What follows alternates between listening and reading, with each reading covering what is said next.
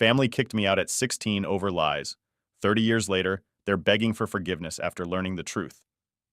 Hey Reddit, so I've been lurking here for a while and thought it was about time I shared my story.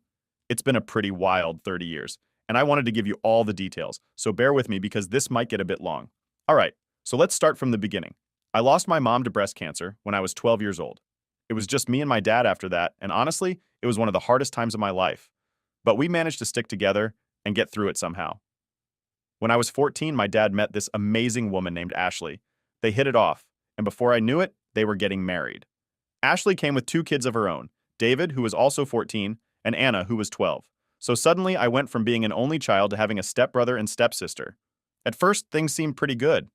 I got along well with Ashley and Anna. They were kind and made me feel welcome. But David? Not so much. From the get-go, David and I just couldn't see eye to eye. We were always arguing and fighting about something. My dad would constantly tell me to cut David some slack because he'd been the man of his house for a while. But it felt like no one understood that this was new for me too. When I was 15, I met this girl at school named Emma. We started dating as much as you can date when you're 15, you know? We'd hang out, go to the movies, that sort of thing. But here's the kicker. David had a huge crush on Emma and was super mad that I asked her out before he could. One day he even started a fight over it, and my dad had to step in to break it up. Somehow, though, I ended up being the bad guy in the whole thing. Then things got way worse after my 16th birthday. One day, my stepmom was putting away my laundry and started yelling out of nowhere. This was super awkward because Emma was at our house at the time. We all rushed to my room to see what was going on, and there was my stepmom holding several pairs of Anna's underwear and accusing me of having them in my drawer. I was shocked. I had never seen them before and had no idea how they got there. I tried to explain that I didn't know anything about it, but no one believed me. Then David jumped in, saying he'd seen me staring at Anna and even claimed I once said I wished I could marry her. It was all lies, but it was enough to turn everyone against me. Emma slapped me, called me a perv, and broke up with me right then and there. My dad was beyond angry. He grabbed me by the arm, dragged me out of the house, and yelled that he wasn't going to put his daughter at risk from a perv. Not the exact word he used, but you get the idea. I was crying, banging on the door, trying to get back in and explain, but my dad had had enough. He opened the door, shoved me to the ground, and told me to get lost. I told him I had nowhere to go, and he just said that wasn't his problem and slammed the door. So there I was, 16 years old, out on the streets with nothing to my name and no place to go. I tried calling my grandparents on my dad's side, but he had already talked to them, and they told me they wouldn't help a perv. My mom's parents had passed away before I was born, so I had no one else to turn to. I wandered around for a bit, trying to figure out what to do. I ended up sleeping in parks, behind buildings, and anywhere else I could find some shelter. It was a really rough time. I didn't have any money or food, and I was constantly scared of what might happen to me. Eventually, I found a local shelter that took me in. They helped me get back on my feet a little bit, giving me a place to sleep and some food. I started doing odd jobs here and there to make a little money. It was tough, but I managed to survive. Years went by, and I slowly started to rebuild my life. I finished high school, got a job, and eventually found a small apartment to live in. It wasn't much, but it was mine, and I was proud of how far I'd come. Even now, thinking back on those times is really hard. The betrayal from my own family, the loneliness, and the struggle to survive, it all left a deep David on me. But I also learned a lot about myself and how strong I could be. So that's my story. It's been a long and difficult journey, while I lived on the streets for 2 years, doing what I had to in order to survive. No kid should have had to do what I had to do in order to just live. Just saying, there were some really dark days. Lots of therapy later in life helped me with this. Shortly after I turned 18, I found a job working at a boxing gym, states away from where I began this horrible journey. I worked there for years, learned the sport, never going to beat Mike Tyson, but was good at the sport, which helped me with my hate and anger. Then one day I met a new girl, Liam, 20 female, at the cafe down the street from the gym. At this point, I was 35. I know huge age gap, but we just clicked. I don't believe in fate or soulmates or any of that stuff like that. But if there is such a thing, we had it. I don't know how else to put it. We dated for 2 years and then got married. Her dad was an electrician and hired me on afterwards. I think mostly to know I would be able to support his daughter and know I was doing right by her, but also in case he needed to keep me in check. He never said this, but as a dad, I get it now. Well, 15 years later, we are still together with 4 beautiful daughters. I just passed my master's license as an electrician. Thanks to my wife for pushing me to get my GED. She's been my rock, my cheerleader, my overall support through this all, and I can't tell her enough how much she changed my life and how much I love her. Anyways, sorry for the tangent. So, just this last weekend, I received an email from my stepsister. Not sure how she got my email address, but I know it isn't hard via the internet. Not like I've been hiding. Mind you, I'm now pushing 53, so it's been 30 plus years since I've heard from any of them. It was a long, long email. Not going to give you all of it, but the meat of it is they now know what really happened. David, I guess, was busy drinking with his buddies on Friday, and somehow my name was mentioned. David, I guess, started bragging how he set me up and took my girl. Yep, David and Emma got together married all those years ago. They were all laughing, hoping I died on the streets. Bunch of rude and vile stuff. Guess he forgot Emma was there, and she heard it all. So she called my stepsister to let her know. And so Anna spent all weekend trying to find me. Like I said, the email was long short of it is they want to apologize face to face, although it was already said in the email multiple times and want to make up for lost time. I'm, however, indifferent to the idea, like I have no ill feelings towards her. She obviously was young and had no real say in the matter, but with lots and lots of therapy, I learned to let go of that hate and anger and to let go of them as well. With all the love I received from my wife, kids, and in-laws. It's all I really need am of the idea of just deleting the email and moving on like nothing happened. My wife thinks I should at least respond back, even if to say something snarky like, "Thanks for finally believing me, only took over 30 years. Did I mention my wife has a mean petty streak to her? LOL, she's awesome. Not asking for advice. Just wanted to share my story. There is a boxing quote that I have up in my house that reminds me every day to see a man beaten not by a better man, but by himself is a tragedy. Edited pushing 52, 53 because apparently people are getting hung up on my age because, if it's not perfect. Yes, that's it for you. Update 1. First, I want to thank everyone for their kind words and advice. I wasn't looking for advice, just wanted a place to share my story to those that gave me credit for overcoming everything. Thank you. However, the wife thinks she deserves most of it, lol. And in all honesty, she does. To those that think this is fake, it's Reddit. I get it. It is what it is. Most things have to be taken with a grain of salt. I shared my story. I can't make you believe me, but that's okay. And my story resonates and helps others know they can survive, then I'm happy with that. And that's all that matters. Okay, for the update, can I post most of the original email as a lot of you have requested? Kept out some deep personal info, but majority of it is there. Might have to break it up due to character limits, plus a response with the help of my wife, and also the help of others who made suggestions. Which is good because I'm not that great at putting down in words how I feel without coming off looking dumb. She was able to make me sound less dumb, lol. Taking the family to the lake for the weekend to recharge and leave this all behind me. Thanks again to everyone. Edit. Dear Opie, this is your sister Anna. As I sit down to finally reach out to you after what feels like an eternity, I would like to explain why I understand if you choose not to read this, but I truly hope you will take the time to at least hear me out. First of all, I want to apologize for never taking the time to contact you. Before I was misled by David and Dad, who constantly painted a negative picture of you in my mind. They filled my head and heart with lies, and made me believe that you were someone you were not. For a while, I held on to hope that you would come back home. But as time passed, and their words continued to poison my thoughts, I let go of that hope, and allowed myself to believe the worst about you. It pains me to admit that I even started to hate you, despite the fact that deep down, I always considered you a brother to me.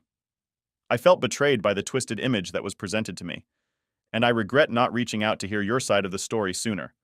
A lot has changed in our family since you left. I got married, and now you're an uncle. Mom and Dad are still together and are preparing for retirement. David and Emma eventually got married and they have no children. However, the truth that has recently come to light has shaken the very foundation of everything I thought I knew. On Friday, Emma overheard David boasting about how he orchestrated the setup against you, how he manipulated the situation to make you look bad, and how he convinced us to turn against you to his friends as they all got drunk. They laughed about the pain he caused you and the lies he spread, all while belittling you in the cruelest and meanest ways possible, saying things like, "They hope you died in the streets." Emma couldn't keep this bombshell to herself, and when she confided in me, my world came crashing down. To think that I could have been so wrong about you for all these years is a heavy burden to bear. I can't begin to express how deeply sorry I am, as is Emma. We both realize now the extent of the manipulation and deceit that was carried out against you, and we are devastated by this fact. After sharing this revelation with Mom and Dad, Dad started crying like really crying. I'd never seen him cry before. I believe it because he has been carrying around a lot of guilt all these years. Obviously now, knowing the truth, he is now having to deal with the consequences of his actions. However, after several hours of talking, we all came to the conclusion that we needed to find you and make amends. I have spent hours trying to locate you in the hopes that I could reach out and extend a heartfelt apology for the years of misunderstanding and mistreatment and hurt. I know that words can never undo the damage that has been done to you, but I sincerely hope that you can find it in your heart to forgive us. We long to make amends, to start anew, and to maybe even make up for lost time. Please know that I am truly sorry for the pain and hurt that you have endured because of our ignorance and blindness. I hope that someday we can meet in person so that I can look you in the eye and express my remorse face to face.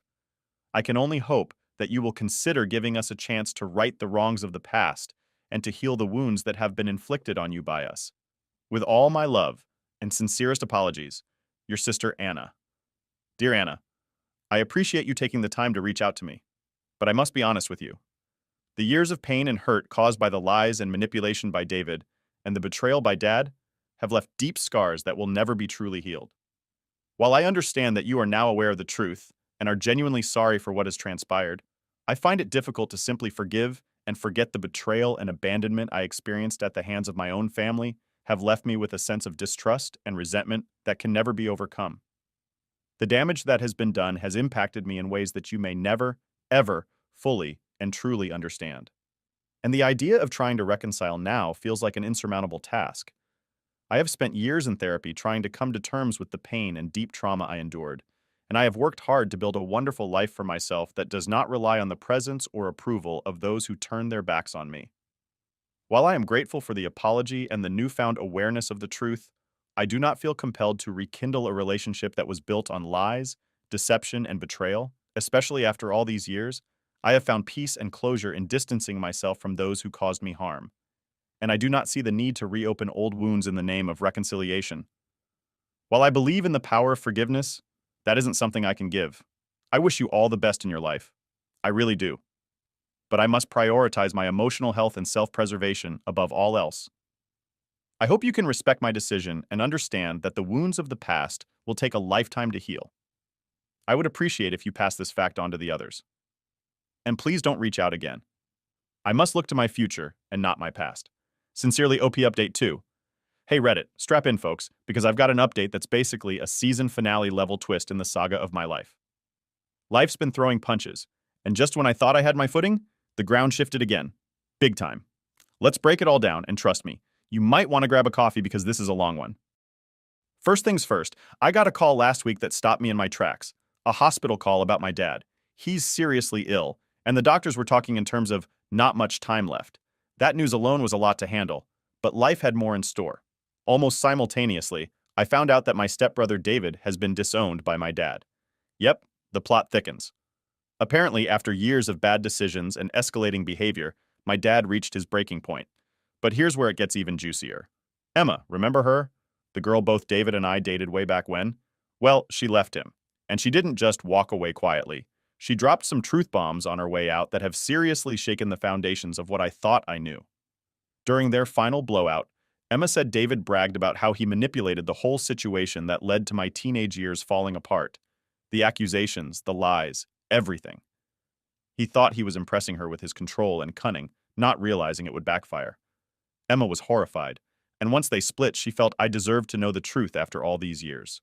So, there I was, dealing with my dad's illness, and hearing that my life was turned upside down all those years ago based on a twisted power play by David.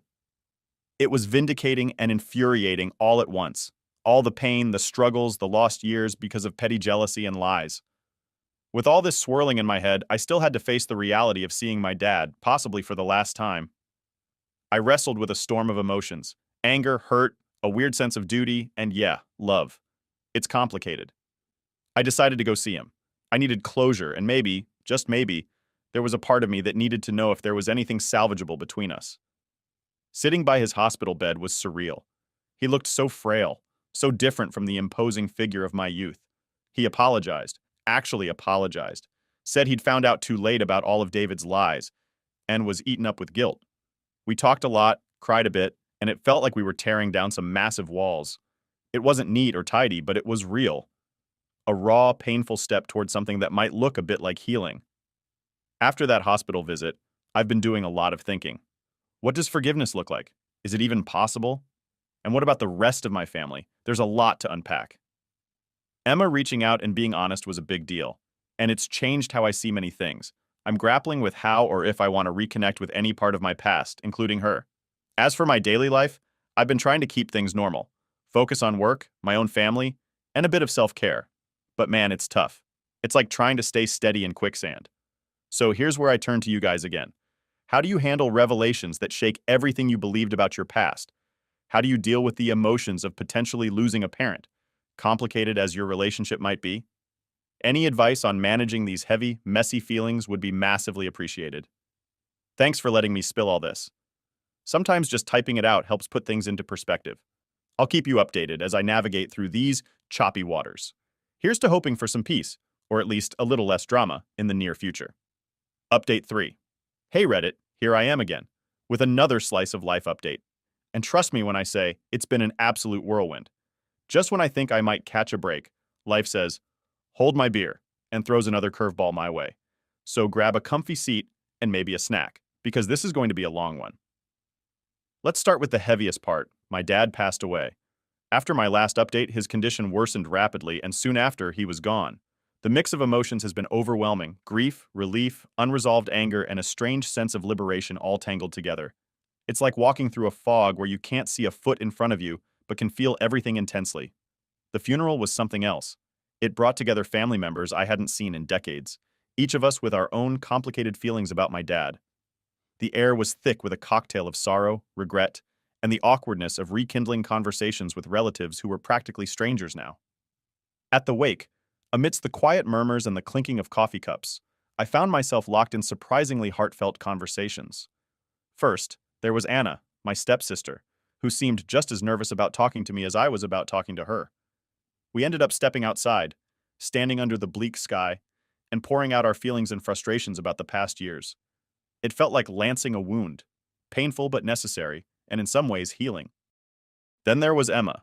Her appearance was a shock. She looked so different, yet so familiar. We barely spoke at the funeral, just a few awkward glances. But a few days later, she reached out asking to meet. I was hesitant but curious. Over a long coffee that went cold too soon, she told me everything. How David had twisted things, how she'd been manipulated, and how sorry she was for everything that had happened. It was a lot to process. We parted with a tentative agreement to try and move past our history, though what that means, I'm still figuring out. These past weeks have forced me to confront my feelings about forgiveness. It's one thing to forgive someone who's no longer here, like my dad. It's an abstract kind of peace. But forgiving those who are still alive, who can still hurt you or ask for forgiveness, that's a whole different ballgame. I've started journaling again, something I hadn't done in years. It's become my nightly ritual, a way to debrief myself on the day's thoughts and happenings. It's surprising how much you can learn about yourself just by writing down your thoughts. Looking forward, I'm cautiously optimistic. I've decided to take small steps towards rebuilding some kind of relationship with Anna and maybe even Emma. It's not about picking up where we left off, too much has changed for that, but maybe building something new on the ruins of the past. I'm also seriously considering starting therapy. I've realized that some wounds are just too deep to heal on their own, and maybe it's time to get some professional help to sort through this maze of emotions. So here I am, asking for your wisdom once again. How do you rebuild trust with people who have hurt you in the past? How do you balance the hope of reconciliation with the protection of your own emotional health? And how do you handle the grief that comes from losing someone who was both a source of pain and love in your life? Thank you all for sticking with me through this journey. Your words of encouragement, advice, and sometimes just the comfort of knowing someone out there is listening have been more helpful than I can express. I'll keep updating as I navigate through these uncharted waters. Here's to hoping for calmer seas ahead. Update 4. Hey Reddit, I'm back with yet another deep dive into the ongoing saga of my life. This journey has been filled with ups and downs, and your support has been instrumental in helping me navigate through. So grab your favorite snack, maybe a comfy blanket, and settle in because there's quite a bit to unpack today. Life post-Dad's passing has been a roller coaster. While it brought closure on some fronts, it also opened up a whole new set of dynamics within the family, particularly with Anna and Emma. Both relationships have evolved in ways I never expected, leading to some introspection about forgiveness, acceptance, and moving forward. After reconnecting at the funeral under such somber circumstances, Anna and I have been cautiously circling back into each other's lives. It started with tentative texts and progressed to regular phone calls. We even managed a couple of face-to-face meetups for coffee, which felt like stepping back in time but with a new perspective. These meetups have been about untangling the past, confronting our memories, and discussing everything from daily trivialities to deep-seated family issues.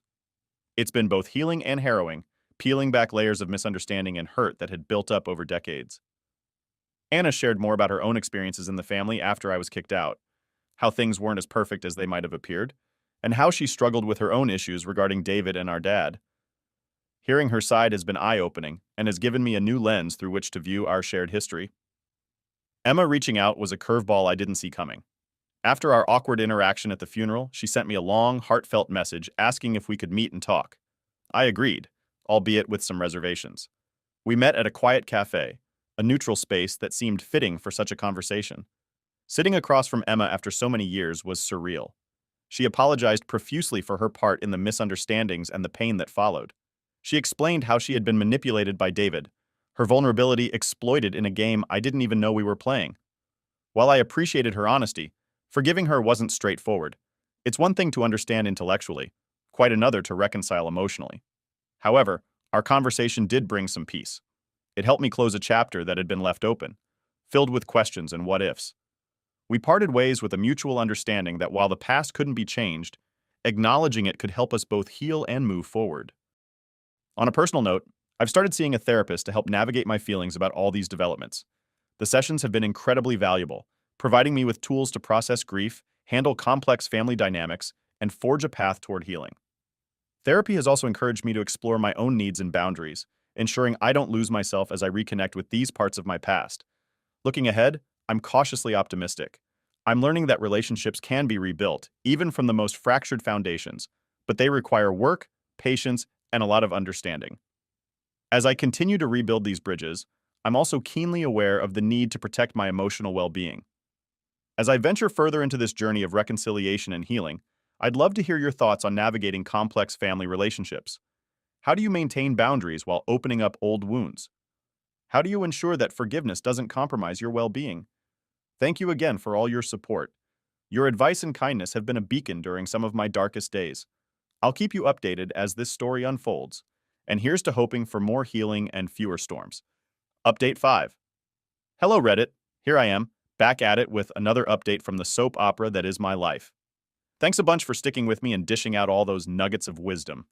They've been a lifesaver, literally. Grab your favorite snack because this update's a doozy and there's a lot to unpack. Life has been, well, a lot. Between rekindling old relationships and dodging emotional landmines, it feels like I've been running an emotional marathon. Let's dive into the latest chapters of this saga. My relationship with Anna has taken on a life of its own. We've gone from cautiously circling around each other to genuinely rebuilding the sibling bond we lost so many years ago. It's been a ride, sometimes bumpy, but mostly good. We've been hanging out more, having those long, deep conversations that you can only have with someone who really gets it, who's been through the trenches with you. Recently, Anna hosted a family dinner and invited me over. Yeah, stepping into that house after so many years was like walking into a time capsule. But this time, it felt different, more welcoming, like I was stepping into a new chapter rather than revisiting an old one. We laughed, we reminisced, and for a few hours it felt like the past had been just a bad dream. It was healing, in a way I hadn't expected. Now, onto the more tangled bits. Emma and I have been trying to find some sort of closure or new beginning, but man, it's been tough. After our initial catch-up, which felt promising, things got a bit rocky. We met up again to try and untangle some of the emotional knots from our past. Let's just say it didn't go as planned. Turns out, old wounds don't always heal cleanly, and sometimes they start to itch. We ended up reopening some old arguments, and all those unresolved feelings came flooding back. It was raw and a little bitter. We decided that maybe some relationships are better left in the past, or at least need more time to figure out what they're supposed to be now. We're on a break, giving each other space to breathe and figure things out. Therapy has been my lifeline through all this. It's one thing to navigate complex family dynamics, but it's another to do it while keeping your own mental health in check. My therapist has been fantastic, helping me explore my feelings about forgiveness, change, and what it means to move forward. We've been talking a lot about the idea that healing doesn't always mean going back to how things were. Sometimes it means creating something new, something hopefully better. This perspective has really helped me manage my expectations and work towards building relationships that are healthy and supportive, not just tied together by a shared past. As for what's next, I'm taking it one step at a time. I'm excited about some new opportunities on the horizon, some potential job offers, and a couple of creative projects that might just see the light of day soon. I'm also focusing on enjoying the now, spending time with people who uplift me, diving back into hobbies I love, and maybe, just maybe, starting to date again. I'd love to hear from you guys. How do you handle when old relationships don't pan out the way you hoped? How do you keep moving forward when the past keeps pulling you back? Any tips on managing the delicate balance of hope and realism would be super appreciated. Thanks again for all the love and support. It really does help, more than you know. I'll keep you updated as things evolve, and who knows, maybe the next update will have some good news. Here's to hoping for smoother sailing ahead. Cheers!